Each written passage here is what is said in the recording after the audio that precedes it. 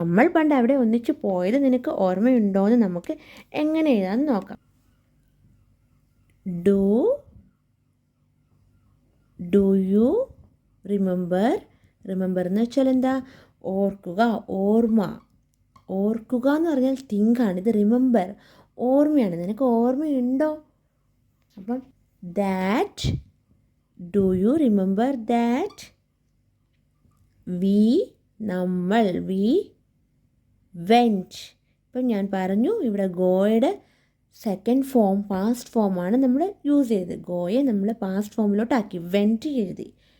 That we went there, അവിടെ പോയത്. We went there together, ഒന്നിച്ചാണ് നമ്മൾ പോയത്. ഒന്നിച്ച്, ടുഗദർ, ഒന്നിച്ച്. ലോങ് എഗോ എന്ന് ഉദ്ദേശിക്കുന്നത് പണ്ടത്തെ കാര്യമല്ലേ, അതുകൊണ്ട് നമ്മൾ ലോങ് എഗോ